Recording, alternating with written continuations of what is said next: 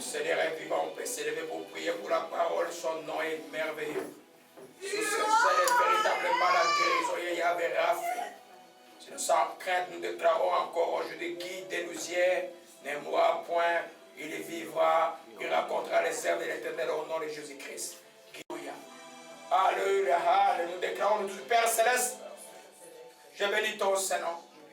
Je vais quitter ma maison pour ce lieu de prière, pour te louer, pour t'adorer, pour écouter ta parole. Je crois que ta parole est la vérité. Et il est écrit que tu connaîtras la vérité et la vérité t'affranchira.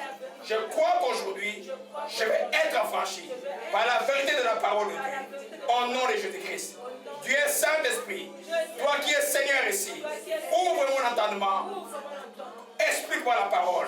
Sois avec le pasteur, sois avec moi aussi. Seigneur, je te rends grâce. Au nom de Jésus-Christ, nous t'avons ainsi prié. Amen, amen, amen, amen. Gloire à toi, Seigneur, que ton nom soit béni. Alléluia. Est-ce qu'on fait plus le temps de beaucoup crier? Le Seigneur est bon. Nous continuons l'enseignement sur que nous avons commencé depuis 2 dimanches sur l'indispensabilité de la prière. Alléluia. C'est un enseignement totalement nouveau. Mais je l'ai enseigné d'une autre manière. En 2007, je l'avais titré Victoire dans la prière. Mais aujourd'hui, il y a beaucoup de choses nouvelles que Dieu nous donne. Comme on dit dans les dons aussi, on grandit dans les dons d'enseignement. Dieu, la profondeur de la parole de Dieu, on ne peut pas la mesurer. Alléluia. Gloire à Jésus-Christ. Il y a 2 dimanches parce que nous avons vu sur quoi prier. J'ai donné juste 5 définitions. Il faut retenir parce que tout l'enseignement est basé sur ces définitions que le Saint-Esprit m'a données. Ce n'est pas dans un livre que vous allez lire. Ce n'est pas que je l'ai lu quelque part. C'est juste que le Saint-Esprit m'a parlé par rapport à l'enseignement. Donc, comme nous avons dit, des 2 dimanches, j'ai donné quelques définitions qui disaient que s'adresser, la prière, c'est d'abord s'adresser à Dieu. Nous sommes sur cette terre comme des étrangers. La Bible nous appelle les ambassadeurs de Christ. Il n'y a aucun ambassadeur qui peut bien fonctionner dans un pays étranger s'il n'est pas en communication avec le département d'État ou le ministère des Affaires étrangères de son pays. Parce qu'il représente son pays. Nous sommes les étrangers sur cette terre ici. À partir du moment où nous avons donné notre vie à Jésus-Christ, tu es né de nouveau que tu me suis. Donc tu as besoin d'être en communion avec Dieu.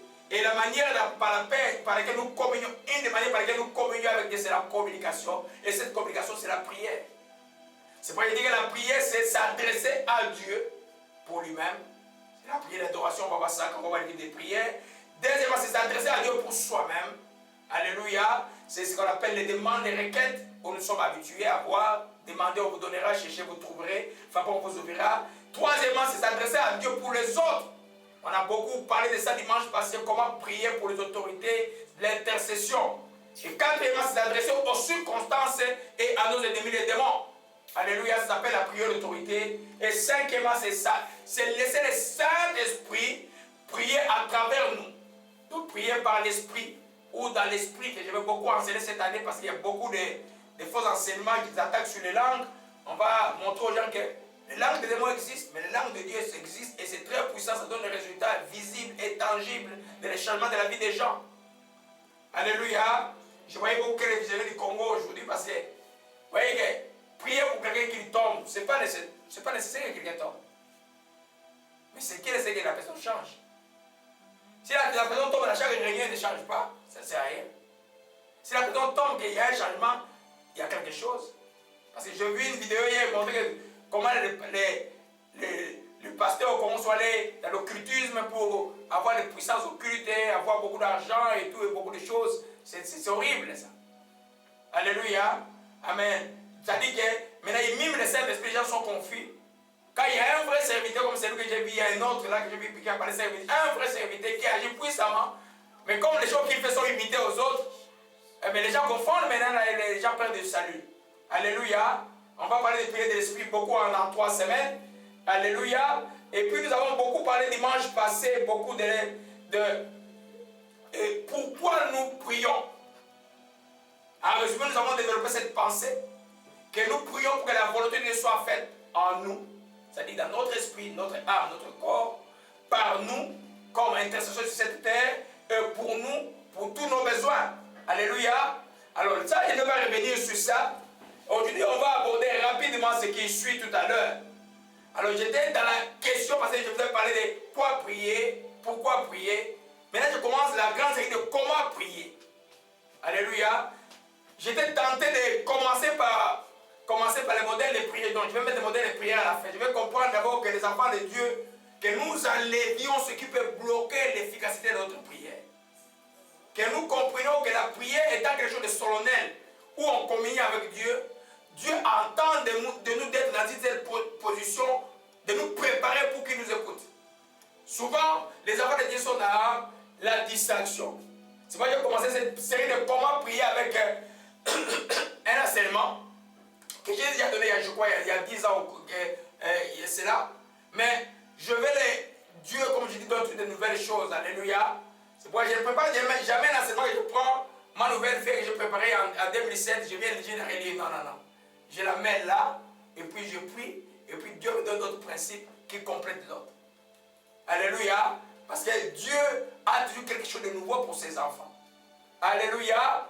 Gloire. Ce que nous voyons aujourd'hui, vous voyez que vous pouvez constater l'effervescence de la prière. Par exemple, au Congo, il est là. En Afrique, dans beaucoup de pays, maintenant, il y a l'effervescence. Mais vous voyez, il y a quelque chose qui ne marche pas bien. Les gens prient, c'est comme si c'était un prix pour obtenir juste quelque chose de la terre, et puis ils relâchent. D'autres prient, mais les choses ne marchent pas du tout. Mais ils sont là, matin jusqu'au soir, j'ai les prières, mais les choses ne marchent pas. La prière, c'est une activité saine, mais aussi sainte. Dans la prière, nous approchons du Dieu saint. Donc il y a des choses, des prérequis que nous devons préparer pour prier, pour que notre prière soit efficace. Alléluia. Aujourd'hui, nous allons parler de 7 blocages de la prière. C'est les choses où tu peux chercher dans ta prière pourquoi ma prière ne marche pas. Tu as prié, ça ne marche pas. Tu dois rechercher parmi eux. Tu trouveras certainement, soit directement une de ces choses que je t'enseigne aujourd'hui, ou une sous-entité de cette chose, c'est-à-dire quelque chose qui est relié à la chose que j'enseigne. J'ai résumé ça en 7 pour rendre l'enseignement plus facile et plus compréhensible afin que les enfants de Dieu puissent retenir quelque chose. Alléluia. Gloire à Jésus-Christ. Surtout que maintenant nous allons dans les médias, on va vraiment beaucoup donner les enseignements à la maison de prière un peu partout. J'aimerais que les choses soient simples, mais aussi profondes, mais simples pour que les gens comprennent beaucoup. Alléluia, gloire à Jésus-Christ. Donc, vous voyez qu'on prie, ça ne marche pas. Nous prions, il y en a d'autres qui se fatiguent. Mais les gens ne comprennent pas que, j'ai dit la fois, parce que la prière c'est un mode de vie. C'est une manière de vie. La prière c'est un mode de vie, comme c'est une vie. On vous parle de ça, j'ai une vie de prière. C'est une vie. Il ne faut pas la séparer de ton comportement. La prière est intimement liée à ton comportement, le comportement de ta vie. Tu ne peux pas dire d'une part, je prie beaucoup, d'autre part, je me comporte comme Dieu ne le veut pas. Et c'est ça la tragédie pour beaucoup. Amen. C'est comme cette maman africaine et qui n'a pas préparé pour ses enfants à la maison, qui n'a pas pris ses enfants à la maison, qui allait faire 2 jours de veillée à la prière, les enfants ne vont pas manger à la maison. Et sa prière va marcher. Non, elle prie en dehors de la volonté de Dieu. Parce qu'elle ne s'occupe pas de sa famille. La Bible dit que s'occupe pas de sa famille est pire qu'un païen. C'est comme cette femme, je vis quelque part, j'ai pris pour son mari qui vient des situations de vie, mais elle se prépare avec des bijoux partout pour aller faire la porte à l'église, alors que son mari est à la maison. Ce genre de choses, tu ne peux pas recevoir quelque chose de Dieu. Tu pries sans sagesse en dehors de la volonté de Dieu.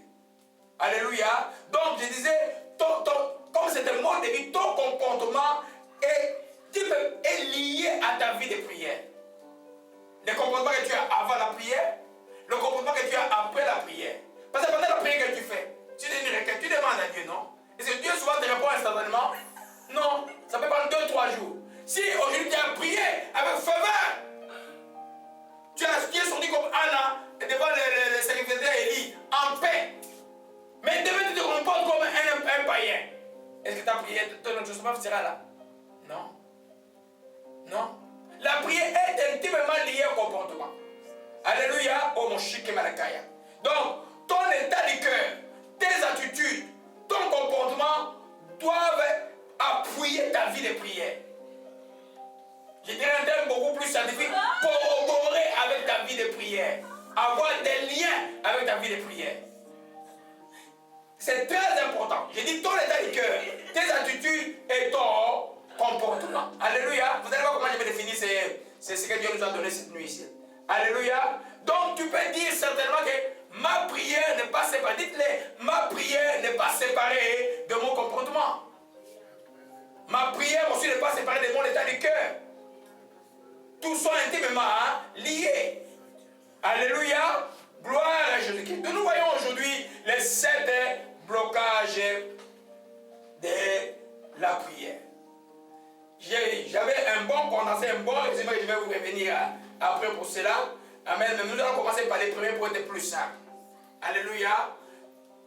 En fait, je les ai résumés. Je commence par la conclusion aujourd'hui.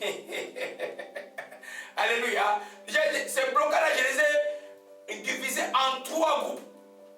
Le premier groupe, c'est ce qu'on appelle le blocage au niveau du cœur. Le blocage au niveau de ton esprit. Jésus a dit, et le prophète dit que garde ton cœur plus que toute autre chose, car c'est de lui que viennent les sources de vie. Proverbe 4, verset 29. Alléluia. Ton cœur, tu dois bien le garder. Il y a certains éléments qui, quand ils sont dans ton cœur, ils vont bloquer ta vie de prière. Le blocage au niveau du cœur, c'est quoi on va commencer par cela. C'était la conclusion, mais je l'ai mis au début. Amen. Le premier blocage au niveau de ton cœur, c'est un cœur orgueilleux. Alléluia. Qui peut voir un orgueilleux quand il est assis, il est silencieux? C'est très difficile de le voir. Amen. L'orgueil, vous vous souvenez de l'enseignement que j'ai donné sur les symptômes de l'orgueil, j'avais la fait ici, je l'avais amené parce que c'est. Donc ça fait longtemps que je l'ai enseigné. Amen. L'orgueil a des symptômes. Si ces symptômes ne se manifestent pas, tu ne sauras jamais que quelqu'un est orgueilleux. Mais aujourd'hui, dans l'enseignement plus simple que je vais vous donner aujourd'hui, un cœur orgueilleux est un blocage de la prière. Un cœur orgueilleux. Vous allez demander un cœur orgueilleux, c'est quoi? Un cœur orgueilleux, c'est un cœur qui a. Quand on dit cœur, c'est ton esprit. Quand dans ton cœur, tu as une opinion très avantageuse, plus exagérée de ta valeur personnelle, au dépend de la considération que tu peux avoir de d'autrui. Ça, c'est pas ma définition, c'est la définition des dictionnaires français là. Alléluia. Alors, moi, quand je dis que quelqu'un qui est orgueilleux, c'est quelqu'un dont la vie est motivée par une vie de concurrence et de comparaison aux autres.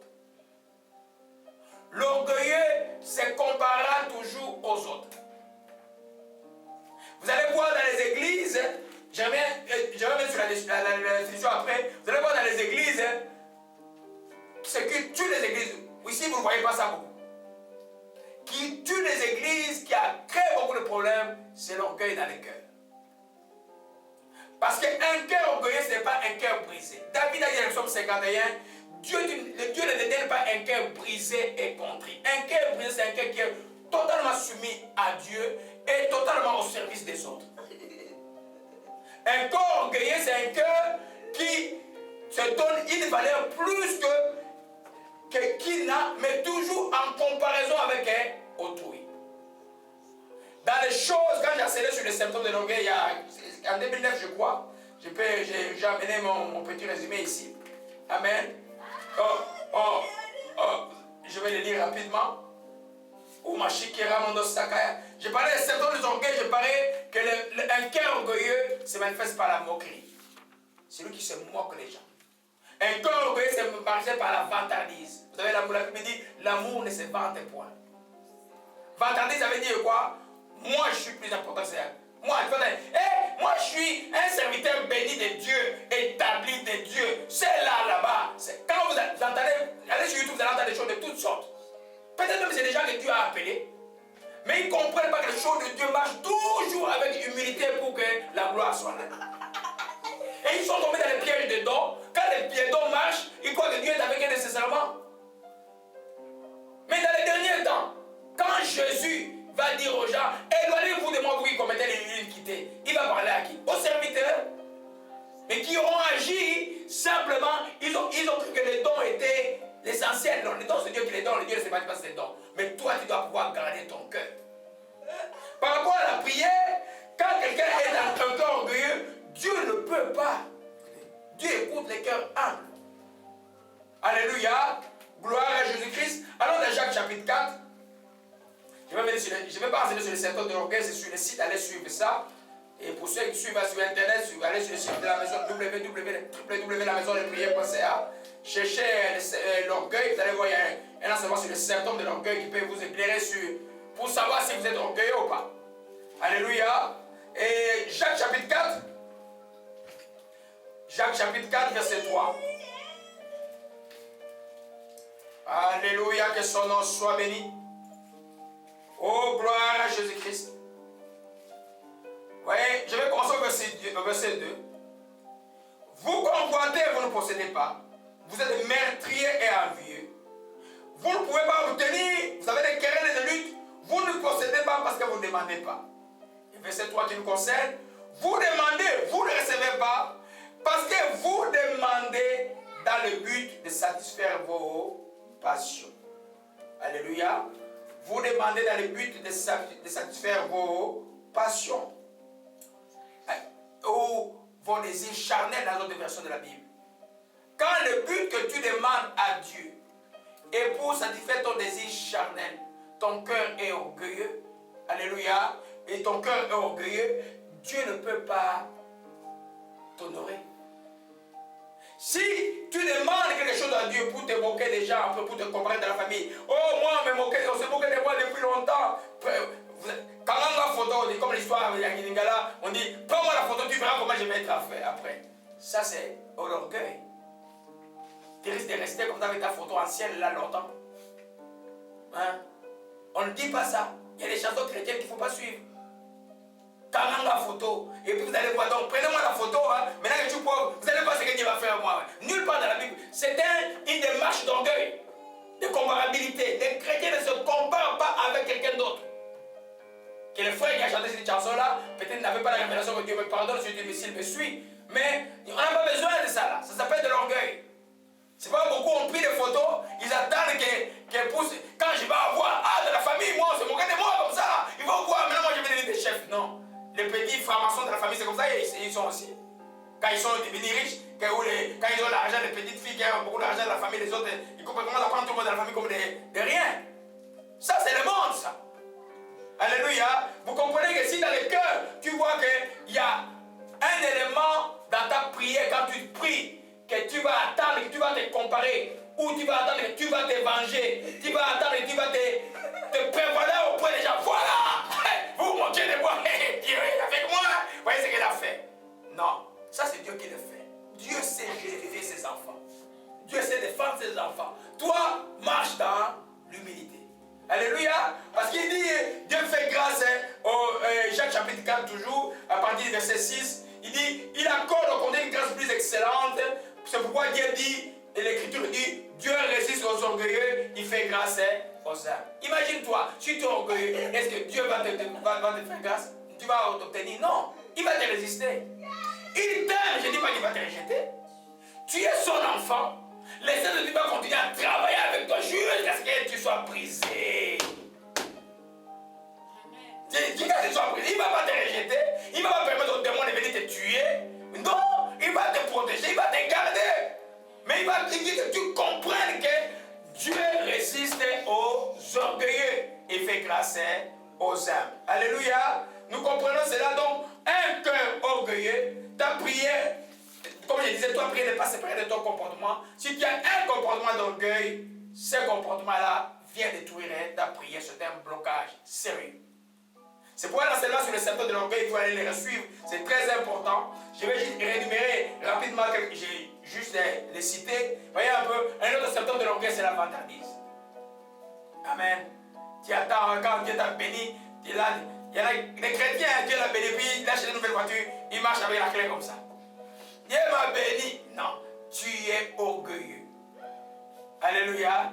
cette voiture elle va être en panne tout le temps, là, tu vas être étonné là. Et puis tu vas comprendre, Dieu va te briser encore pour que tu comprennes que Dieu résiste aux orgueils. Alléluia. Laisse tes ennemis dire, eux-mêmes être étonnés. Ah, on avait tourné ses moquer de lui. Voyez ce que Dieu a fait avec lui. Laisse tes ennemis eux-mêmes être étonnés. Mais ils vont être étonnés, effectivement. C'est que c'est moquer des enfants de Dieu. Ils vont être étonnés ce que Dieu fait pour les enfants de Dieu. C'est qu'ils se moquer de toi pourquoi Dieu, parce que tu as commencé à prier. Et ils vont se moquer de toi quand Dieu va commencer à faire des choses dans ta vie. Ils vont fermer la bouche, je vais dire. Mais ce n'est pas à toi de dire, hé, quand même, vois-moi la photo, vous allez voir comment je vais devenir dans 5 ans. Alléluia. Troisième symptôme, c'est l'arrogance. Vous voyez, les démons sont arrogants. Les diables est arrogant. Vous voyez un peu, un enfant de Dieu doit pas être arrogant. C'est un symptôme de l'orgueil. Quand tu es arrogant, ça dit que ta bouche parle comme un lion parle. C'est ce qu'il y a l'orgueil dans le cœur.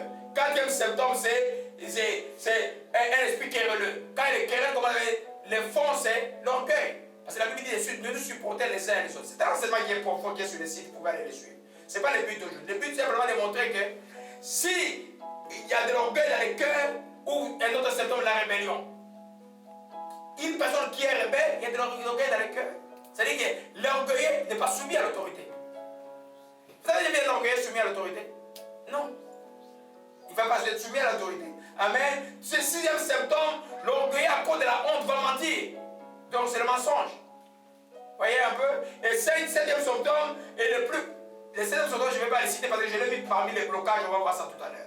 Alléluia. Et puis il y a l'obstination. Ça, allez suivre dans le site. Le but de l'enseignement, simplement, est de démontrer que si tu vois que tu as un esprit moqueur, tu te moques des gens, un esprit de comparaison, que tu te vantes, tu as de l'arrogance, tu es dans chaque querelle, tu es dans la rébellion.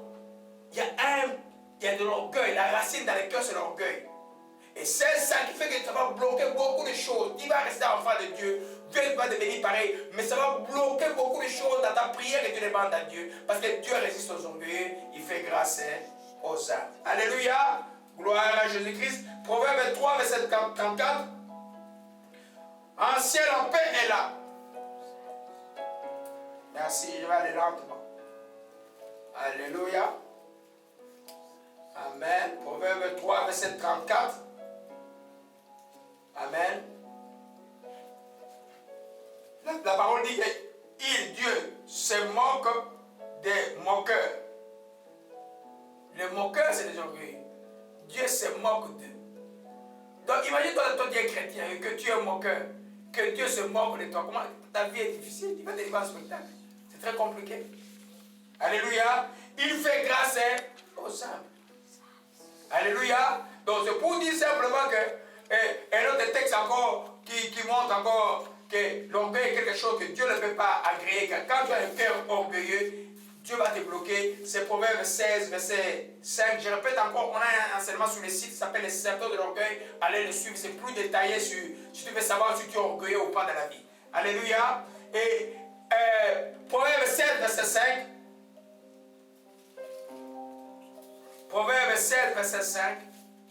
Alléluia. J'aimerais que nous tous nous lisions. Il dit quoi? Tout cœur hautain est en abomination à l'Éternel. 5. Il ne restera pas impuni. Tout cœur hautain. Vous connaissez hautain? H-A-U-T-A-I-N.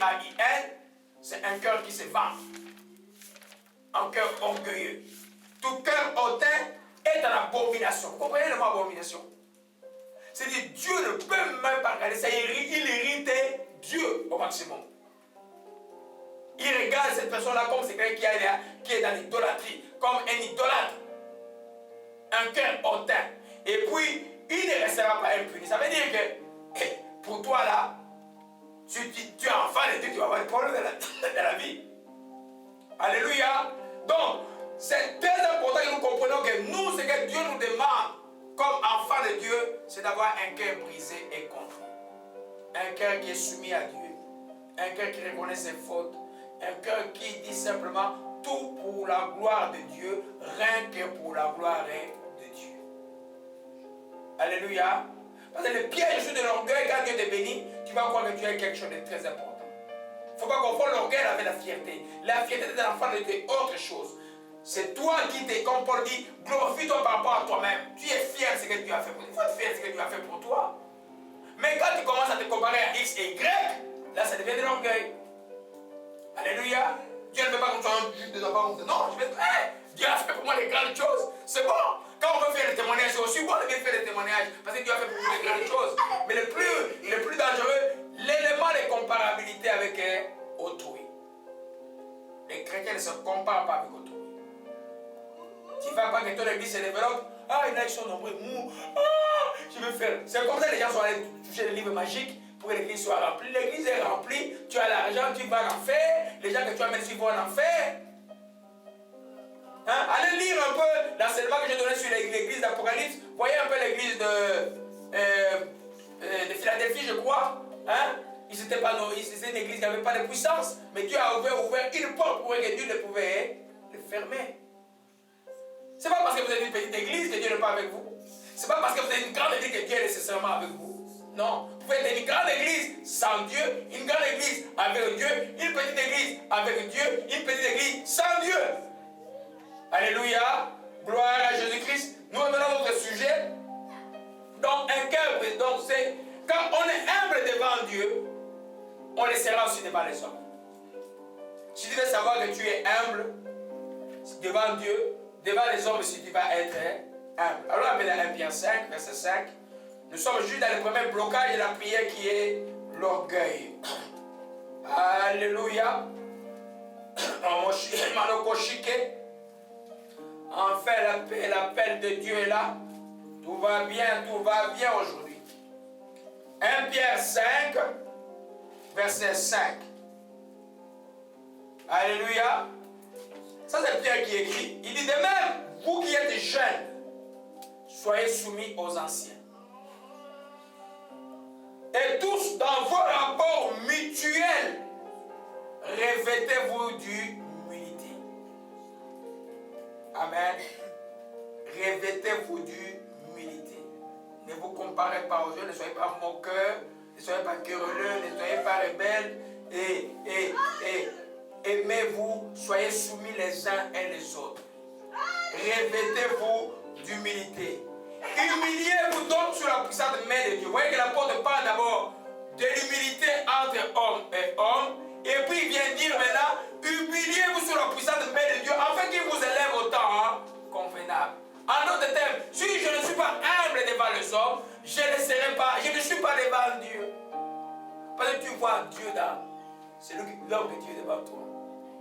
Dans chaque personne que tu vois dans ton prochain, tu vois Dieu. Alléluia. Amen. C'est pourquoi la loi de Dieu dit que tu aimeras ton Dieu de toute ta force, de toutes tes pensées, et tu aimeras ton prochain comme toi-même. Il y a une conjonction, les deux doivent marcher ensemble. Saint Jean dit ceci, il dit, si tu dis que tu aimes Dieu et que tu n'aimes pas ton prochain, tu es un menteur. Alléluia. Nous voyons bien aimé que, oh gloire à Jésus-Christ, que parce que je suis humble devant les hommes, je suis aussi humble devant Dieu. Et ce que Dieu va faire dans ça là, quand l'homme humble vient pour prier, qu'est-ce qui se passe? Dieu exauce. Dieu écoute la prière des hommes humbles. Alléluia. Ou si vous voulez, c'est que dans le débonnaire, c'est écrit pauvre d'esprit. Amen. Le pauvre là. Hein? Heureux le pauvre à l'esprit.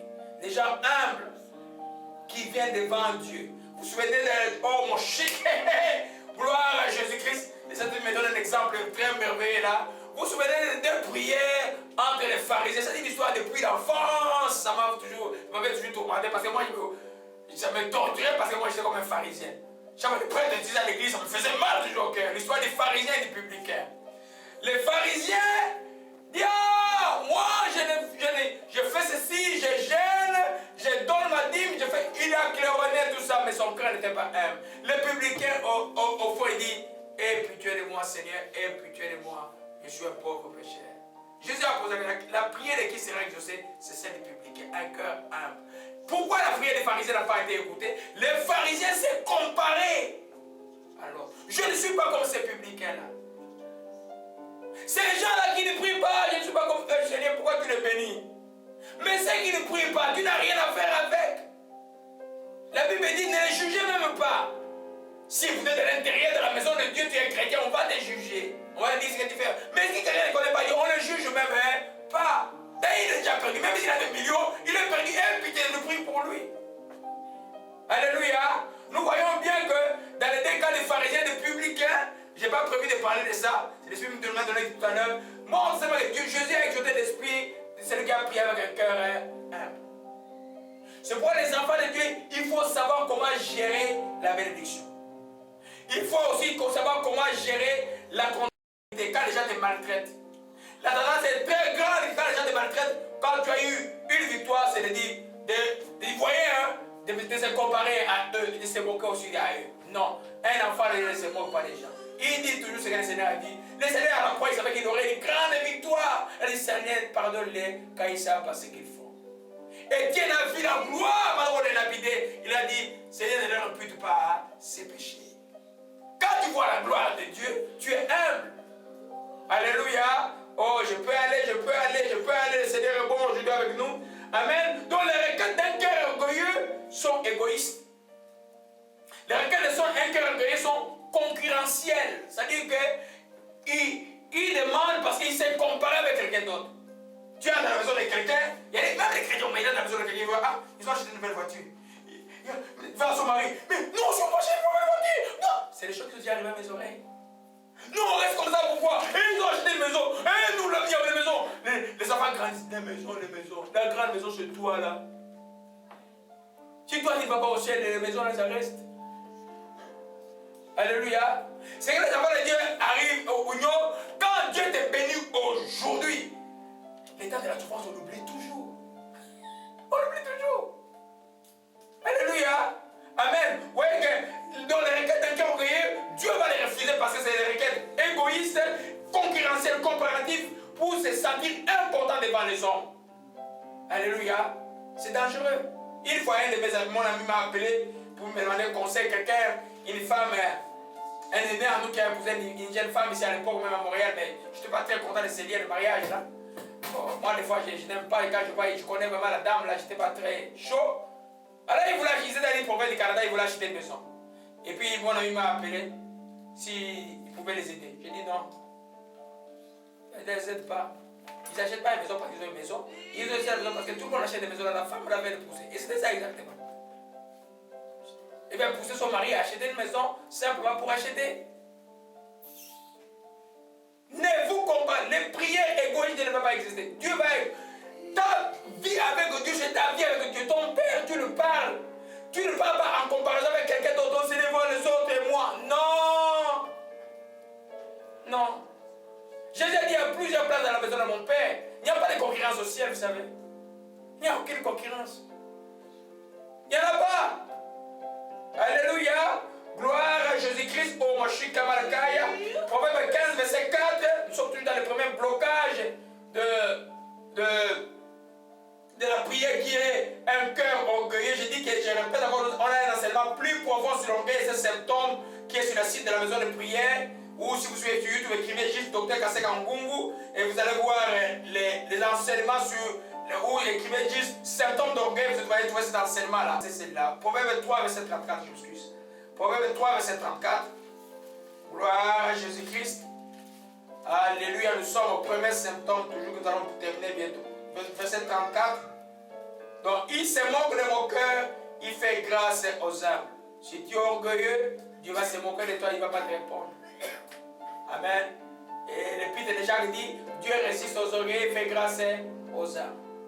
Alléluia. Donc, nous comprenons qu'un enfant de Dieu doit avoir un cœur brisé. Si tu n'as pas un cœur brisé, le Saint-Esprit va t'amener au brisement. Tu vas traîner longtemps dans le désert jusqu'à ce que tu comprennes. Tu vas rester enfant de Dieu.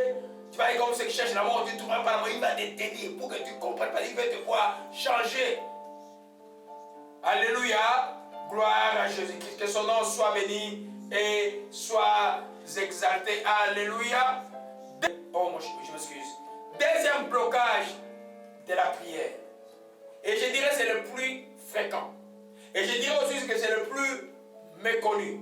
Parce que j'ai remarqué que l'homme a l'habitude de vivre avec des natures. Il prend certaines choses de son cœur il les cache sur la table. Pouf, il les bloque là. Et puis il met une autre vie. Mais ces choses qui sont dans le cœur, nous sommes en train de voir le blocage de la prière au niveau de ton esprit, au niveau de ton cœur. Ce blocage-là, il a un symptôme de l'orgueil. Je ne l'ai pas cité parce que je voulais vraiment l'étiqueter. C'est le plus grand blocage de prière. C'est même une cause beaucoup de maladies comme les cancers, même comme les maladies cardiovasculaires, comme les dépressions dans la vie des gens. C'est aussi le cause de beaucoup d'insuccès dans la vie des gens. C'est quand tu dis que Jésus-Christ est Seigneur, il faut lui obéir. Ce deuxième blocage est très important. C'est simplement le manque de pardon. Le manque de pardon. Ne pas vouloir, je dis ne pas vouloir pardonner. Parce que pardonner dépend de ta volonté.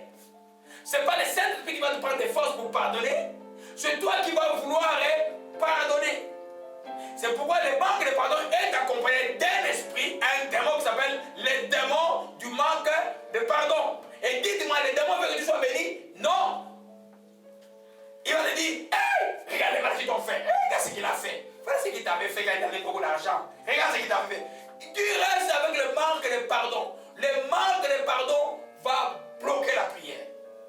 C'est essentiel parce que Jésus, dans le modèle de la prière qu'il nous a montré, dans Matthieu chapitre 6, il est revenu 3 fois pour dire aux gens qu'il faut pardonner.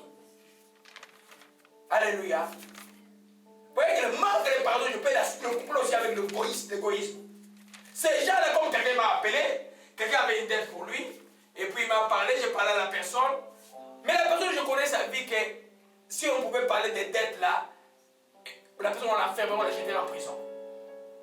Mais il me dit, hey, parce qu'il faut lui dire, hein, il me dit tout mon argent. Je dis, hey, calme-toi d'abord. Va prendre ce texte-là de Matthieu 18, va d'abord lire. Va lire l'histoire du serviteur impitoyable. Lis-le un peu, puis on va discuter. Bon, moi, je vais dire à ses frères, il va te remettre ton argent. Mais moi, je te dis, je vais diviser ça en deux. Il ne peut pas tout te donner, c'est trop. Parce que toi, si tu dois aux gens, la personne est restée calme. Vous comprenez un peu? Dieu là, et le manque de pardon. Alors un peu dans gloire. Commençons par Matthieu 6. Je vais aller sur Marc 11 après. Matthieu chapitre 6. Alléluia. Qui croit qu'on ne fera jamais un mal un jour? Il y aura toujours quelqu'un, quelque part, dans tout le lieu de cette terre qui te fera du mal. Toi qui as l'esprit de Jésus-Christ, tu vois que sur cette terre étrangère, les gens ne te feront pas du mal. Un chrétien qui mature au lieu de courir des miracles, chercher des greniers de miracles, grandissez dans la chrétienté. Amen. Un des éléments très importants de grandir dans cette terre, c'est quelqu'un qui arrive à un statut de pouvoir pardonner ses ennemis, pardonner ceux qui lui font du mal. Et voyez Matthieu chapitre 6. Le Seigneur les disciples disent maintenant, à partir du verset 9, voici donc comment vous l'avez prié. Notre Père qui est aux cieux, que ton nom soit sanctifié, que ton règne vienne, que ta volonté soit faite sur la terre comme au ciel. Donne-nous aujourd'hui notre pain de ce jour. Verset 12. Pardonne nos offenses, comme nous pardonnons aussi ceux qui nous ont offensés. Le verset 11 dit, donne-nous notre pain quotidien. Amen. Le verset 12 dit, pardonne nos offenses, comme nous pardonnons aussi ceux qui nous ont offensés. Qu'est-ce que je suis en scène là? C'est-à-dire que pour que tu aies ton pain quotidien, il faut que toi, tu pardonnes les autres. Comme Dieu t'a pardonné. Il dit, pardonne nos offenses, comme nous pardonnons aussi à ceux qui nous ont offensés. Si tu ne pardonnes pas les offenses, tu ne peux même pas. Bon, il y en a qui font ça comme une prière comme les catholiques. Je crois que c'est un modèle de prière, pourquoi je vais enseigner sur ça. Dans les deux cas, c'est la parole de Dieu. Vous comprenez un peu? Mais regardez là. Pardonne nos offenses comme nous pardonnons aussi ceux qui nous ont offensés. Si toi tu ne les pardonnes pas, comment Dieu va te pardonner? Si Dieu ne te pardonne pas, tu n'es plus en relation avec lui. La communion est brisée. Si tu n'es pas en communion avec lui, comment tu peux prier pour lui demander quelque chose? C'est non-sens. Tu ne vas rien recevoir. Alléluia. Le problème c'est que les gens croient que Dieu n'est pas un dictateur. Sauf dans l'état de la grâce, il va te regarder comme ça pendant 10 ans. Essaie de faire du souffle. Toi, dis-le moi. Essaie de me faire pardonne. Tu vas écouter une prédication, on enseigne sur le pardon, tu fermes la télévision et non. a un problème. Et voyez, il dit ici, ne nous induis pas à la tentation, mais délivre-nous du mal. C'est à toi qu'appartient les règnes, le règne, la puissance et la gloire. Amen. Verset 14. Si vous, Jésus en face, si vous ne pardonnez pas aux hommes leurs offenses, votre Père Céleste vous pardonnera. Si vous pardonnez aux hommes plutôt leurs offenses, votre Père Céleste vous pardonnera aussi. Mais si vous ne pardonnez pas aux hommes, votre Père ne vous pardonnera pas non plus vos offenses. Et puis vient le principe de jeûner, de prier, commence à enseigner, continue. Alléluia. Nous comprenons donc que si tu ne pardonnes pas, ta prière est bloquée. Amen. Sur le site de la maison de prière, il y a un enseignement écrit qui est digne d'un livre, qui est un résumé d'un bon livre qui s'appelle les pardons, les clés de la bénédiction. Il y a aussi des enseignements dans audio que vous pouvez aller suivre sur les pardons, les clés de la bénédiction. Allez suivre ça. Pour si tu n'arrives pas à pardonner, parce qu'il y a on doit apprendre comment pardonner. Le but de l'enseignement ici, ce n'est pas d'apprendre comment pardonner, c'est pour te dire si il y a un manque de pardon, ta prière ne passe pas. Il faut que tu commences à pardonner. On commence à pardonner en bénissant nos ennemis. Jésus a dit, faites du bien à ceux qui vous persécutent, commencez à les bénir. Si tu ne bénis pas de ta bouche, le pardon ne peut pas être effectif. Alléluia, gloire à Jésus-Christ. On va revenir sur le texte de Luc après. Règne de Dieu. Règne de Dieu. Règne de Dieu. Alléluia.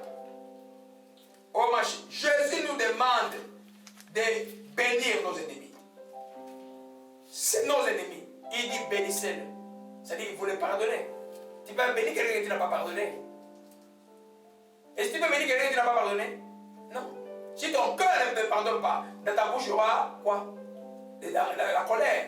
Il y aura des cris, il y aura plein de choses qui vont exprimer la colère. Alléluia. Amen. Alors, allons dans Marc 11 est plus explicite sur les liens du manque de pardon avec la prière. Alléluia. Marc 11. Gloire à Jésus-Christ. Ancien, la joie est là. Gloire à Jésus-Christ. Et Sengomaka Césariao. Marc chapitre 11. C'est l'histoire des figuiers, vous connaissez. Jésus a moqué les figuiers. Et puis la concentration est là, il est sec. Et il commence à enseigner les disciples sur la foi au verset 22 plutôt. Jésus prit la parole, dit ayez foi en Dieu. Et verset 23, je vous dis en vérité, si quelqu'un dit à cette montagne, ôte-toi de là, jette-toi dans la mer, s'il ne doute pas dans son cœur, quoi que ce qu'il dit arrive, il verra s'accomplir. C'est pourquoi je vous dis, tout ce que vous demanderez en priant, croyez que vous l'avez reçu.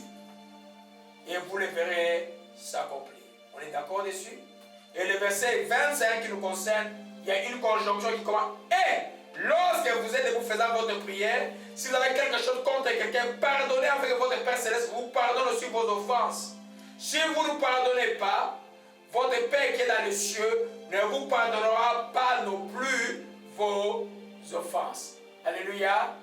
Il ne vous pardonnera pas non plus vos offenses. On parlait de madame et ma soeur Pascal sur le français là, avec deux négativités qui se suivent. Alléluia. Ne vous pardonnera pas non plus vos offenses. Alléluia. Ça signifie quoi? Ça signifie que si tu ne pardonnes pas, Dieu ne te pardonne pas. Comme Dieu ne te pardonne pas, tu n'es pas en communion avec lui. Tu ne peux pas lui parler. Il ne va pas t'écouter. Donc la prière, tout est bloqué dans ta vie. Dites-moi combien de temps tu peux faire avec l'esprit de manque de pardon? Combien de temps? Si tu veux être un chrétien qui va avoir des résultats, combien de temps tu peux faire avec le manque de pardon? Même pas une seconde. Même pas une seconde. Tu dois rejeter l'esprit. Tu dois, même si des fois les situations graves sont arrivées, commence à bénir la personne dès le même jour. Je vous ai parlé de cette histoire où quelqu'un avait perdu sa mère et puis m'a invité pour aller prêcher la bonne nouvelle chez eux. Je suis arrivé dans la maison de ses frères là. Et puis il y a des gens, des amis avec qui on était à l'université à l'époque, qui avaient bu. Et puis ils m'ont empêché de prêcher la parole. J'avais ma Bible là, j'étais tout gêné. Mais j'avais le choix de ne pas l'orgueil ancien revenir et puis les attaquer sur place. Mais j'ai choisi de ne pas parler. Je suis rentré à la maison. J'ai béni ces messieurs jusqu'au matin. C'est lui qui m'avait empêché de lire la Bible. 2 semaines après, son grand frère est mort ici. Il n'y avait pas de gens, même pas un prêtre catholique pour enseigner là. Quand je suis arrivé, il m'a embrassé. Je crois qu'il allait m'étouffer. Vous comprenez un peu? Alléluia. Alors, il est ami jusqu'à aujourd'hui. Peut-être lui-même, il a déjà oublié ça. Mais moi, comme je suis un enseignant, ça reste didactique pour enseigner aux enfants de Dieu. On est toujours avantagé à pardonner parce que ça nous permet de rétablir notre connexion avec notre Dieu. C'est l'homme, c'est les démons à travers l'homme qui nous fait du mal. Le but, c'est de nous bloquer. C'est le but de nous bloquer. Tu faut être intelligent comme enfant de Dieu. Ah, le mal qu'on me fait là, c'est pour me bloquer. Moi, Dieu dit, je dois pardonner. Je fais quoi? Je pardonne exactement. Alléluia. Omawoshiki meranda koshi. Omaranda koshika magaya. Ora mashiki manakaya. Alléluia. Alléluia. Amen. Gloire à Jésus-Christ. Nous voyons là que le manque de pardon non seulement va bloquer ta prière, même tout ce que tu peux donner à Dieu. Vous savez que l'offrande que vous donnez, ce n'est pas seulement l'offrande, c'est une adoration aussi, vous savez ça. Mais votre adoration est bloquée. L'adoration substantielle. Dieu ne regarde pas les offrandes de quelqu'un qui ne pardonne pas. Tu peux me donner 10 000 $ aujourd'hui. Si ton 10 000 $ va être là, mais ça ne va pas te profiter. Alléluia. Qu'est-ce que Jésus enseigne? Alors, on peut dans Matthieu 5. Les évangiles sont profonds, hein, l'enseignement de Jésus, c'est très profond. C'est très très profond l'enseignement de Jésus-Christ. Gloire à Jésus-Christ. Regarde Matthieu 5 au verset 23. Il commence par dire d'abord au verset 22. Moi, je vous dis, quiconque se met en colère contre son frère mérite d'être puni par les juges.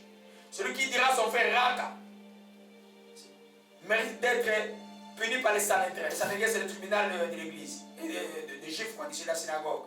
Et celui qui dira insensé mérite d'être puni par le feu de la géhenne. Et puis il continue. Sinon, ceux qui font ces choses-là, la plupart, celui qui est en colère, celui qui dit Raka, celui qui professe insensé dans son cœur, qu'est-ce qu'il y a? Il est offensé, il a le manque de pardon. Alors maintenant, au verset 23, si donc tu prends ton offrande à l'autel, là tu te souviens que ton frère a quelque chose contre toi. Laisse là ton offrande devant l'autel, va d'abord te rencontrer avec ton frère, viens présenter ton offrande après. Vous comprenez? Alléluia. Le manque de pardon. À les églises, les anciens, elles ne se parlent pas. Mais c'est dangereux. Ils sont à l'église, hein. Il attend l'autre son tour de modérer, son tour, il vient. Mais c'est dangereux. L'onction corporative ne peut pas agir. Alléluia. Gloire à Jésus-Christ. Donc, le manque de pardon, premier blocage. Si tu veux voir Dieu exaucer tes prières, il faut pardonner. Parce que toi, tu n'es pas correct. Jamais tu seras correct devant Dieu. Lui te pardonne.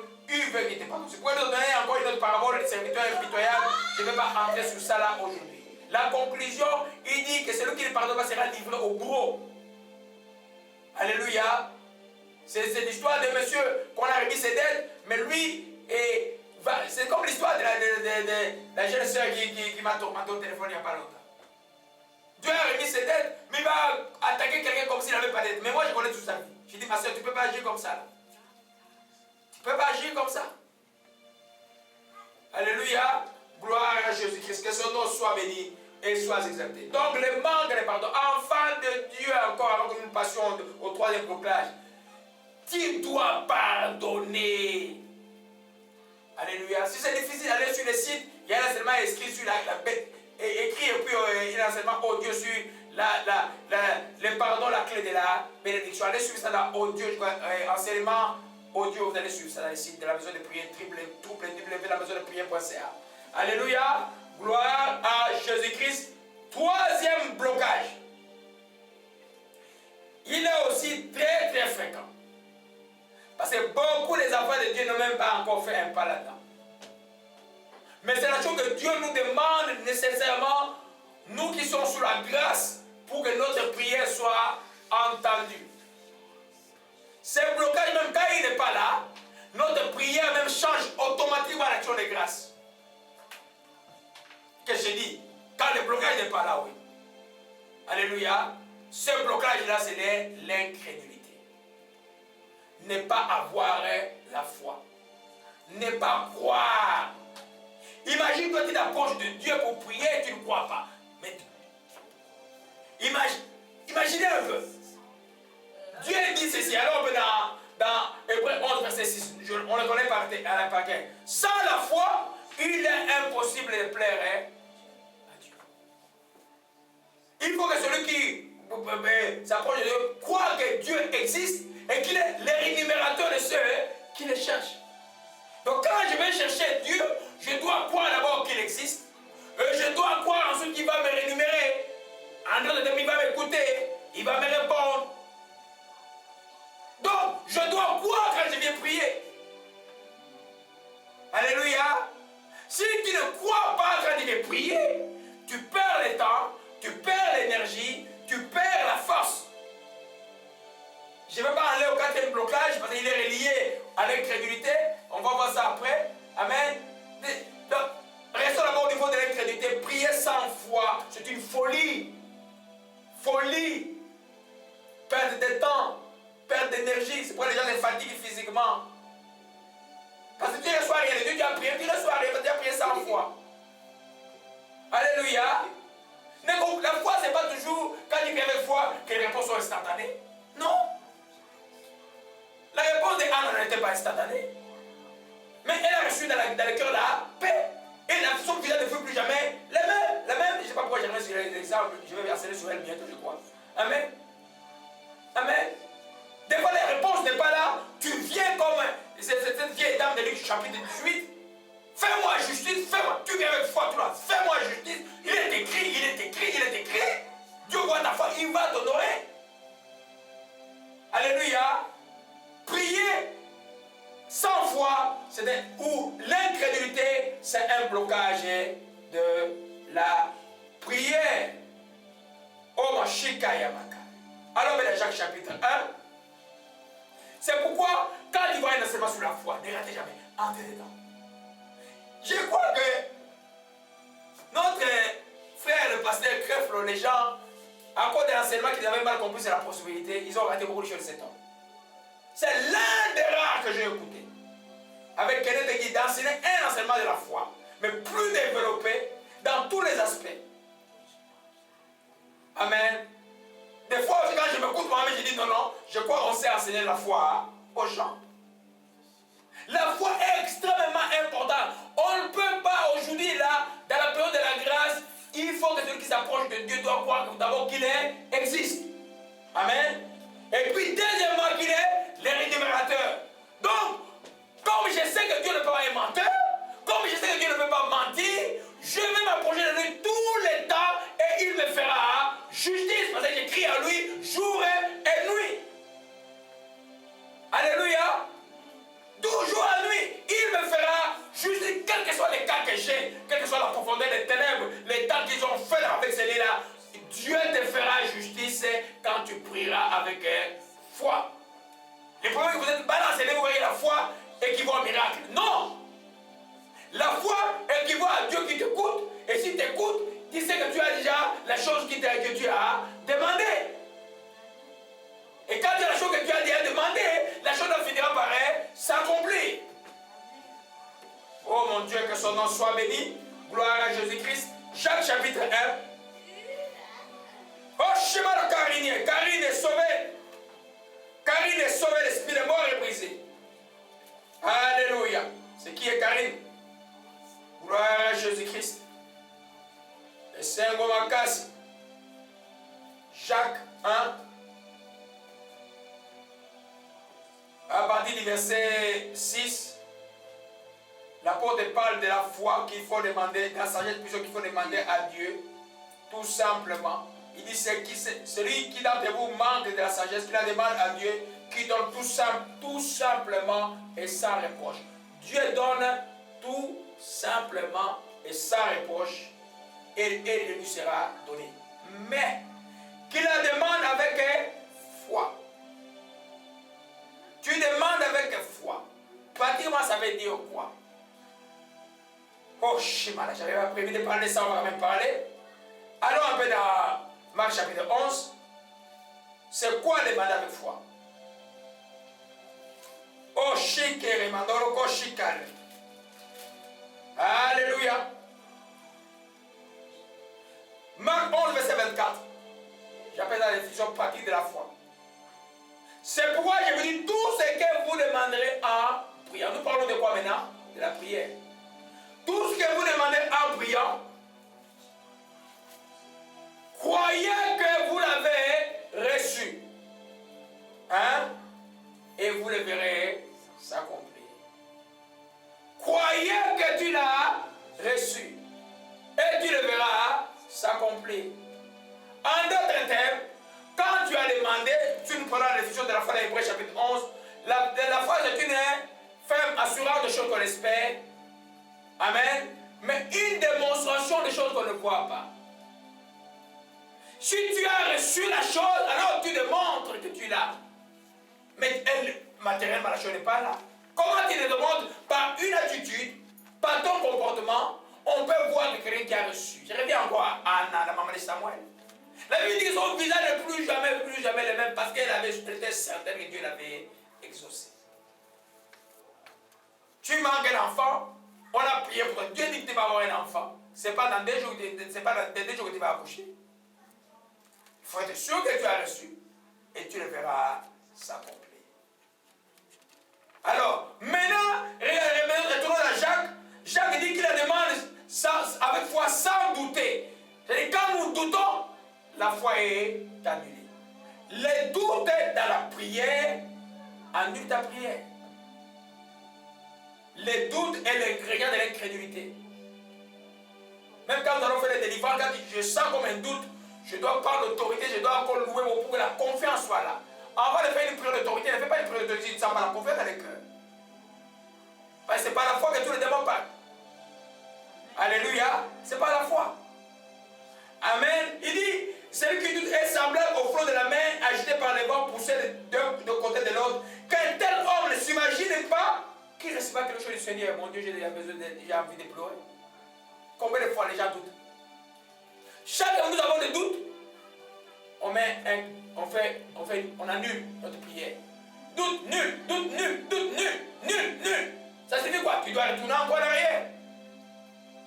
L'attitude doit changer après la prière de la foi. Le comportement doit changer après la prière de la foi. Les gestes doivent changer selon la prière de la foi.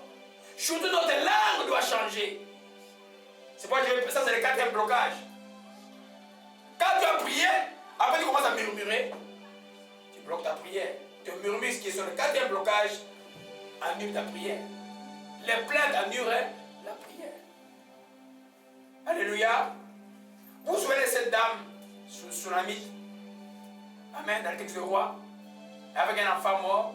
Son mari lui a demandé, où tu vas-tu? Ce n'est pas la fête de la lune. Pourquoi tu vas voir les prophètes maintenant? Elle avait dit, tout va bien. Mais l'enfant était mort. Quand Géasi est venu, elle a dit, tout est bien. Mais l'enfant était mort. Mais finalement, qu'est-ce qu'elle a eu? Son enfant est ressuscité. Alléluia. Donc, l'incrédulité dans le cœur va bloquer toute ta prière. Alléluia. Tu dois pouvoir, oh mais chercher l'état de Dieu, c'est là. Alléluia. Tu dois prier avec foi. C'est pourquoi on est d'aller suivre des vidéos. Oh, c'est bon, j'ai vu des vidéos des passés qui étaient des sorciers et tout ça, et qui sont devenus grands pasteurs. Mais Pierre n'a jamais été sorcier, Paul n'a jamais été sorcier, tous les apôtres, aucun n'a été sorcier avant. Amen. Un jeune pasteur que j'ai vu au Congo qui n'a jamais été sorcier, mais Dieu l'a parlé pour la sorcellerie des choses, que ce que les sorciers disent avec exactitude. L'Esprit de Dieu parle, l'Esprit de Dieu peut nous dévoiler. Il y a des choses que moi j'entends dire quand je prie, quand je vous ces gens-là, mais je connaissais ça déjà avant. Les dons de la parole et connaissances sont là pour ça. Je bénis Dieu pour eux, pour qu'ils poussent des sorciers à sortir, mais ce n'est pas le modèle vraiment de l'évangile. C'est le Saint-Esprit qui est l'auteur de tout, c'est lui qui dévoile tout. Alléluia. C'est bien l'expérience, mais c'est que Dieu demande des enfants de Dieu que nous connaissons la foi. Et quand nous avons la foi, même la paix de la vie, nous allons connaître quand nous allons avoir la foi. Vous vous souvenez de Jésus dans la tempête, il était en train de quoi? De dormir. Les apôtres disent, mais Seigneur, ne fais-tu pas rien que nous sommes en train de périr? Jésus a dit, homme de peu de foi, pourquoi avez-vous peur? Alléluia.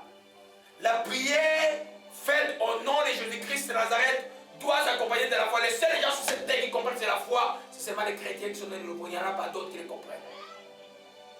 Alléluia. Gloire à Jésus-Christ. Au Matthieu chapitre 17. Et c'est moi les alliés à les la naque est brisée, la naque, je déclare l'esprit à naque brisé au nom de Jésus-Christ de Nazareth. Oh mon Shikamalakaya. Que ton nom, les géants tombent aujourd'hui. Hein? Les géants tombent au nom de Jésus-Christ de Nazareth. Oh mon Shikamalakaya. Nous allons arriver à un cas didactique. Comment la prière 100 fois est ridicule pour l'homme, même pour les disciples de Jésus-Christ. Ils sont là, un monsieur, Matthieu chapitre 17. Un monsieur vient se jeter auprès de Jésus, au verset 15, Seigneur, aie pitié de mon fils qui est lunatique, qui souffre cruellement, il tombe souvent dans le feu et dans l'eau. Je l'ai amené à tes disciples, ils n'ont pas pu le guérir. Jésus dit, race d'incrédules perverses. Race d'incrédules perverses. Vous comprenez? Jésus a traité les disciples des gens pervers. Un chrétien qui n'a pas la foi, il est pervers. Race d'incrédules perverses, jusqu'à quand vous serai-je avec vous? Jusqu'à quand vous supporterai-je? Donc Dieu ne nous supporte pas quand nous n'avons pas la foi. C'est pourquoi les textes de Hébreux disent simplement, il est impossible, sans la foi, il est impossible de plaire à Dieu. Déjà, quand tu veux prier sans foi, il ne te supporte pas. C'est pas moi qui l'ai dit, c'est là, c'est écrit. Oh mon Shika Malakai, vous comprenez cela? Et puis il dit, Jésus parla sévèrement. Alléluia. Aux démons. Il n'a pas parlé de démons, pas sévèrement. Aux démons, et l'enfant fut guéri à l'air même. Les apôtres s'approchaient de lui et il dit en patrie, pourquoi n'avons pas nous pu chasser ces démons? Jésus dit, c'est à cause de votre incrédulité. Qu'est-ce qui a bloqué la prière des disciples? L'incrédulité. Ils n'ont pas cru à ce qu'ils faisaient. C'est ça le troisième blocage de la prière, l'incrédulité. Et c'est un grand blocage. C'est pourquoi les gens se courent derrière les magiciens qui sont venus, des pasteurs, des faux prophètes pour avoir des miracles. Notre grand clé de miracle, c'est la foi. Jésus qui est venu, pourquoi il n'a pas parlé aux démons de partir? Sévèrement, avec autorité, donc tout le monde a écouté. Sors Jésus-Christ Nazareth. Alléluia. Il dit c'est encore le mot de crédibilité. Je vous dis avec si vous avez de la foi comme un grain de sénévé. Qui a déjà vu un grain de sénévé? Allez sur l'internet vérifier. C'est tout petit comme ça. Ça veut dire que la foi c'est une connexion. Tu n'as pas besoin de grosse foi. Un grand Dieu tout-puissant n'a pas besoin de la grande foi. Il a besoin d'une connexion. Si vous avez la foi comme un grain de sénévé, vous direz à cette montagne. C'est pas notre grande recherche comme enfant de Dieu, c'est la foi. Amen. C'est la foi. Et la foi, on ne la ramasse pas. La foi vient de ce qu'on entend. Ce qu'on entend vient de la parole de Dieu. Je dis tout le temps, je vous dis les enfants, passez des temps sur les sites internet de la maison de prière, c'est pas d'enseignement. Vous ne voulez pas.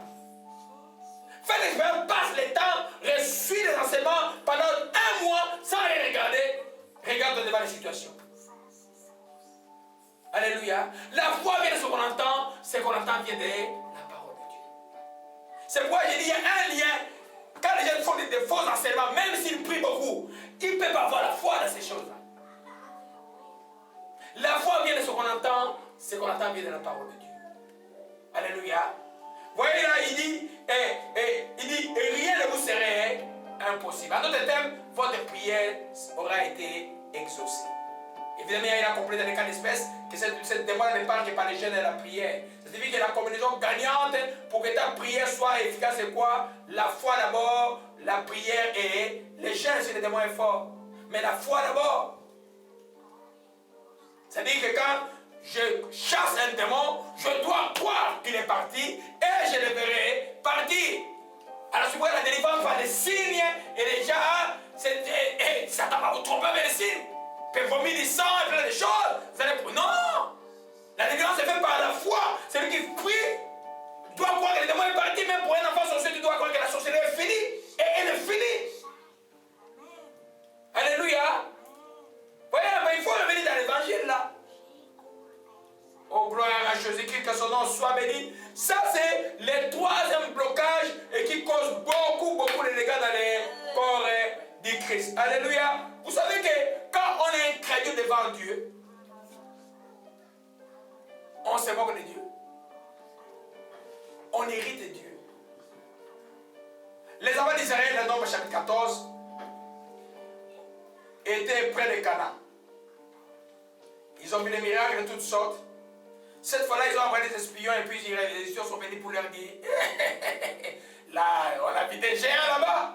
Nous, à l'air des yeux, on était comme des sauterelles. Enfant de Dieu, tu n'as pas à craindre n'importe qui. Je suis étonné de voir les serviteurs de l'église qui s'agit du président des républiques comme ça. Je comprends pas ça.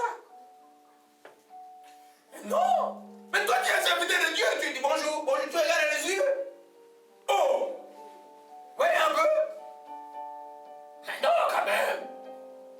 Hein? C'est pour vous dire simplement. Amen. Regardez ici là. Ils ont vu les géants. Ils se sont comparés eux-mêmes comme les sauterelles. Ils ont dit c'est impossible. Ils ont commencé à murmurer contre les serviteurs de Moïse. Et Aaron, Moïse est tombé sur la face. Il dit mais oh mon Dieu, ces gens, qu'est-ce qu'ils cherchent encore? Moïse, alors Dieu s'est énervé. Il dit au verset 11. L'Éternel dit à Moïse, jusqu'à quand ce peuple me méprisera-t-il?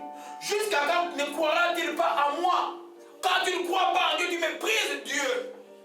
Ça ne date pas d'aujourd'hui là, depuis l'Ancien Testament. J'étais content d'entendre aujourd'hui ce que je vous ai toujours dit, que lire l'Ancien Testament, nous le lisons avec les légions du Nouveau. Le pasteur Crépol l'a répété avec les mêmes phrases comme s'il m'avait écouté. Parce qu'il y a des choses que nous pouvons encore apprendre. Regardez là. C'est la peur qui les a empêchés d'avoir la peur et ce jour-là, on n'a pas peur. C'est l'Ancien Testament là. Mais oui, ils ont joué à cause de la peur. Ils ont joué parce qu'ils ont marché par la vue. Amen. Mais Caleb et Josué étaient animés d'un autre esprit. Ils ont dit si l'Éternel est avec nous, nous gagnerons le pays. Ils ont vu le pays des Canaan. Amen. Et maintenant, verset 11. Jusqu'à quand le croira-t-il, malgré les prodiges que j'ai fait au milieu de lui? Regardez-moi, pensez à toi. Regardez ce que Dieu a fait seulement pour toi dans 2 ans ici. Regardez-le.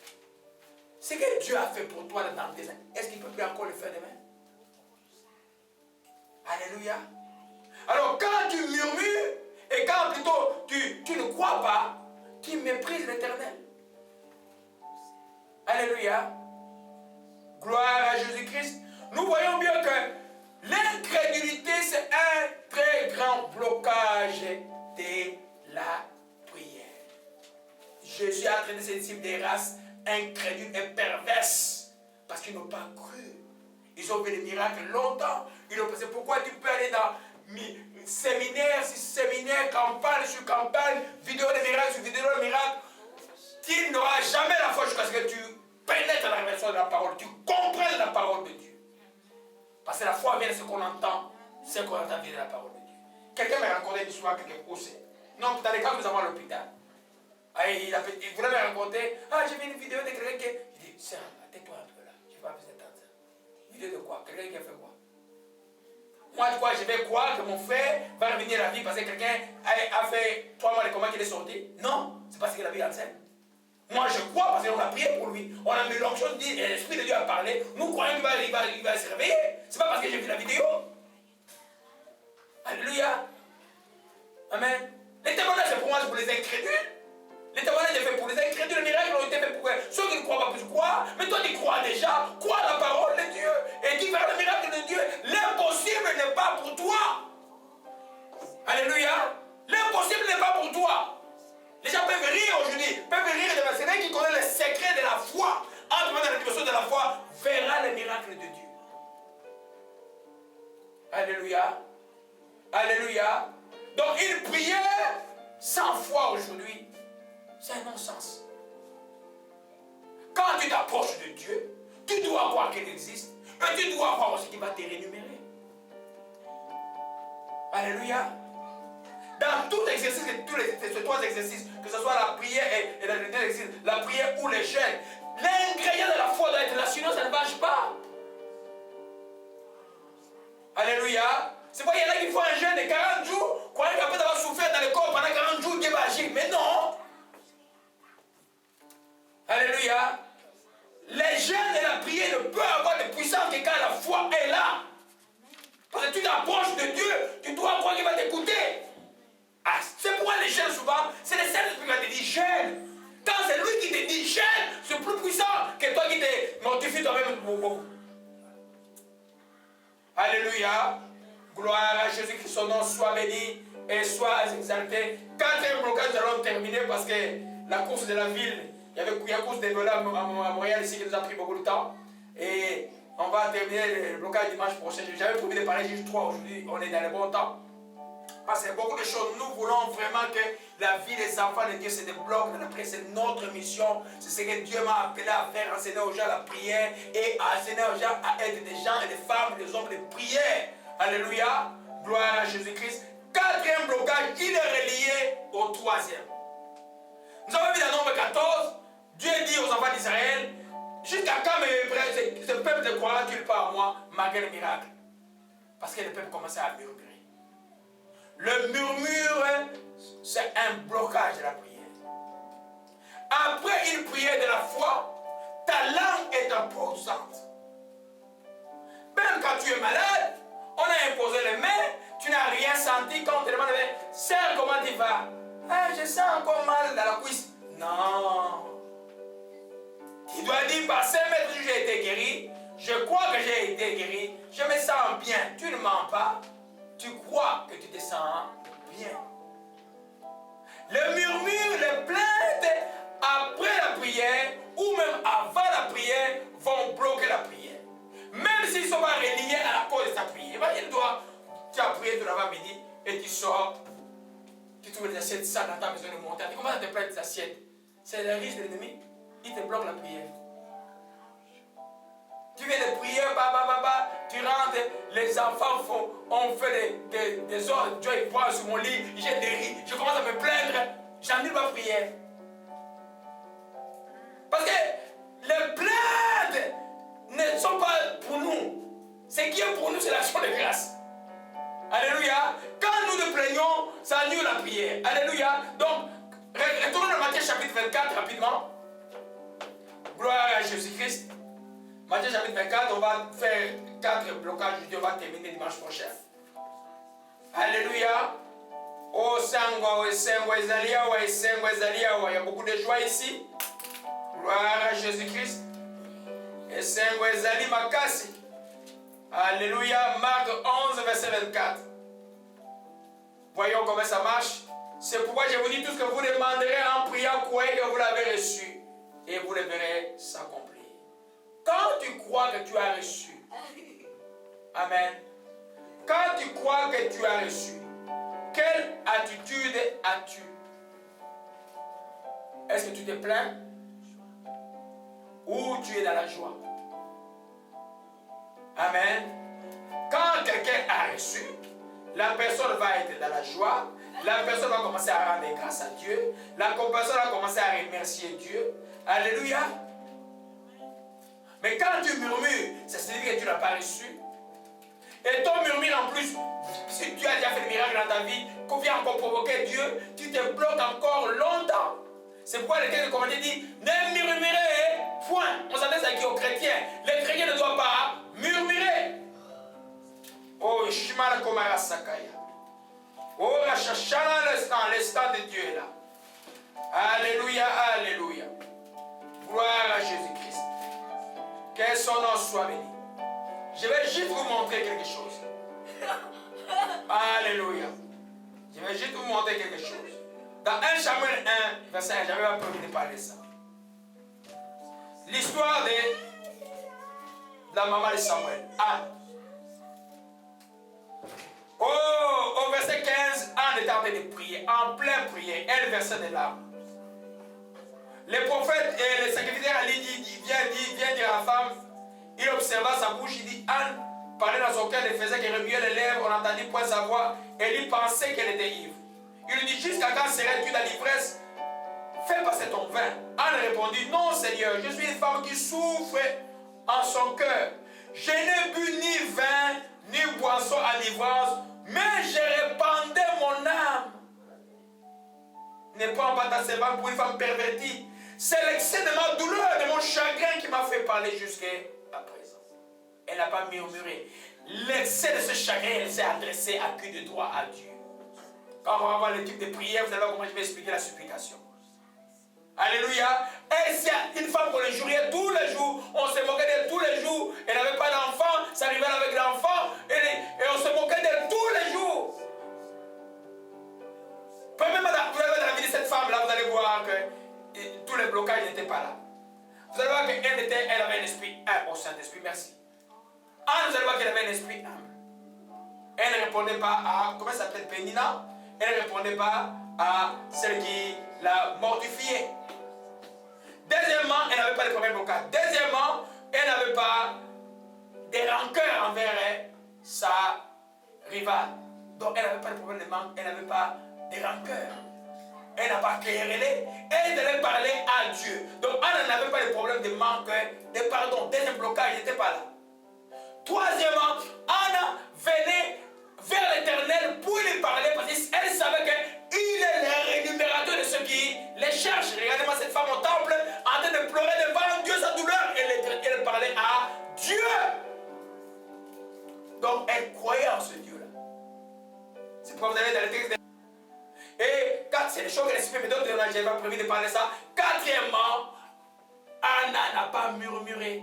Elle s'est adressée à Dieu. Elle n'a pas murmuré. Elle n'a pas dit ah non, non. Elle répondait, elle parlait à Dieu. Vous allez voir que, et au verset 17, Élie prit la parole et dit va en paix, que le Dieu d'Israël sur ta prière que tu lui as adressée.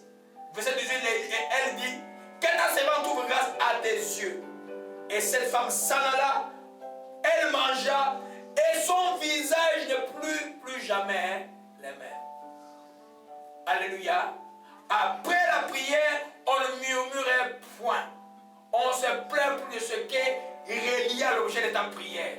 On considère que cela a été fait. La première réponse d'une prière que Dieu a exaucée, c'est la paix dans le cœur. Et vous avez son visage qui était triste, c'était un visage maintenant radieux, un visage heureux, un visage joyeux. Alléluia. Nous comprenons cela, mes bien-aimés. C'est très profond ce que Dieu nous donne aujourd'hui. C'est très très profond. Alléluia. Tout cela vous retrouvez dans Anne. Je n'avais pas prévu de parler de ça. L'Esprit me donne ça tout de suite là.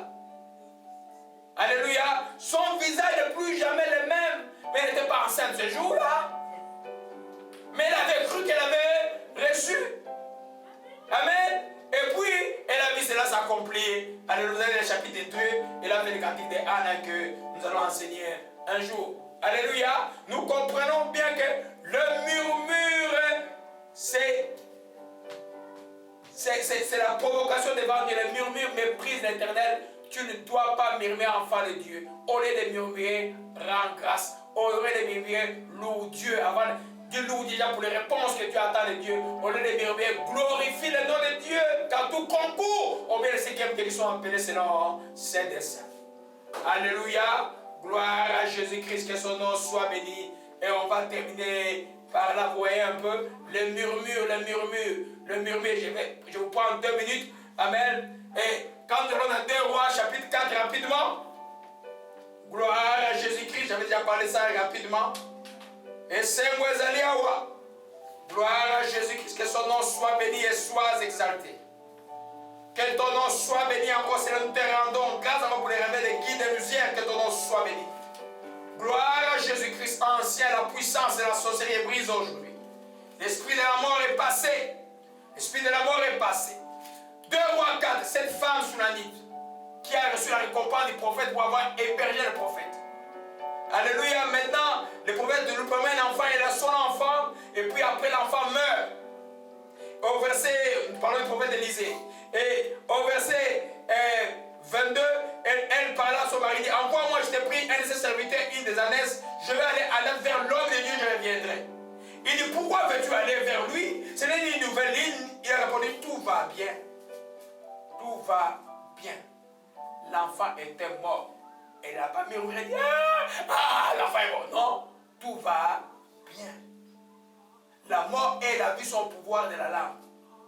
Le murmure, c'est l'expression de la peur de quelqu'un qui ne croit pas en Dieu. Celui qui croit en Dieu rend grâce et loue Dieu et déclare des paroles comme celle-là, tout va bien. Mais la situation est désastreuse. Si c'est que tu ne mens pas, par ta langue, tu as appelé la situation désastreuse, une situation honorable. Tu appelles la vie là où il y a la mort. Parce que le Dieu que tu pries, c'est le Dieu qui appelle la vie là où il y a la mort. Alléluia. Il dit, puis il sera son âme et son âne, mais ne pas, n'arrête pas en cours de route sans que je te le dise. Elle continue la route, elle arrive maintenant. Et les serviteurs de l'homme de Dieu arrivent.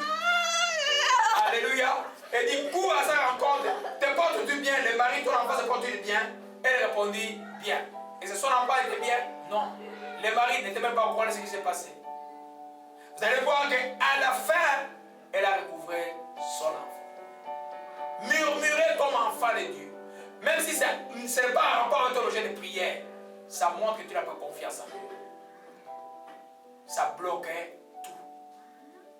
Alléluia. C'est par là que nous allons terminer dimanche prochain. Nous allons continuer avec le 5e blocage, qui est des profonds prier en dehors de la volonté de Dieu. Je vais venir avec plein d'exemples dimanche prochain, parce que dans les cas des temps de la fin, il y a beaucoup de gens qui prient en dehors de la volonté de Dieu. Et puis, 6e blocage, c'est prier en même temps qu'on désobéit à Dieu. Très profond. 7e blocage, nous allons voir comment la prière en commune dans une collectivité peut avoir sur des blocages aussi. Un des blocages principaux dans une collectivité, ça s'appelle l'esprit de division. Alléluia. On va voir cela dimanche prochain. Seigneur, nous bénissons ton Saint-Nom et nous te rendons grâce que Dieu que nous avons prié aujourd'hui. Nous te rendons grâce encore de toutes les choses que tu nous enseignes qui peuvent bloquer notre prière. Père, il est écrit que tu ne donnes pas un cœur brisé et qu'on te laisse que la personne qui suit maintenant, dont le cœur était bloqué par l'orgueil. Je déclare l'esprit d'orgueil brisé maintenant au nom de Jésus-Christ. Laisse que, oh Père, l'humilité qui veut par le Saint-Esprit de toucher maintenant. Car il est écrit, Dieu résiste aux orgueils, il fait grâce aux hommes. Toi qui ne pardonnes pas, Dieu te dit de pardonner. Pour que ta prière marche, tu dois pardonner. Tu n'as pas le choix. Tu dois pardonner au nom de Jésus-Christ. Commence à bénir ceux qui te font du mal et ta voix est ouverte. Alléluia. Pour toi qui t'approches de Dieu sans croire, la foi ne viendra pas par miracle. Commence à écouter le message de la foi partout. Il y en a plein aujourd'hui dans les médias et dans l'internet. Cherche le message de foi pour qu'ils grandissent dans la foi. Car Dieu est le rédempteur de ceux qui les cherchent. Et sans la foi, il est impossible de nous plaire. Et toi qui murmures, cesse de murmurer. Répands-toi de tous ces péchés. Cesse de murmurer. Ne murmurez point, dit la Bible. Parce que murmurer veut dire que tu méprises de Dieu, et tu méprises de Dieu et Dieu n'est pas au contrôle de rien dans ta vie. Pour toi qui ne connais pas Dieu, qui ne suit ses messages et qui ne suit pas encore dimanche prochain, tu veux que quand tu vas commencer à prier, que Dieu écoute ta prière. Commence d'abord par donner ton cœur à Jésus-Christ de Nazareth. Nous allons prier maintenant. Tu dis, Père Céleste, je viens devant ton trône aujourd'hui. Je te demande pardon pour tous mes péchés. Pardonne-moi, ô Seigneur. Aujourd'hui, je crois que Jésus-Christ de Nazareth est venu sur cette terre et il s'est revêtu d'un corps et qu'il a été crucifié sous Ponce Pilate et qu'il a été enseveli et qu'il est ressuscité et qu'il règne à la droite de Dieu le Père. Aujourd'hui, je demande à Jésus-Christ, Seigneur Jésus-Christ, sois le Seigneur et le Sauveur de ma vie. Seigneur, je te dis merci de me sauver et je te rends grâce. Saint-Esprit, enseigne-moi encore la parole. Seigneur, je te rends grâce. Au nom de Jésus-Christ.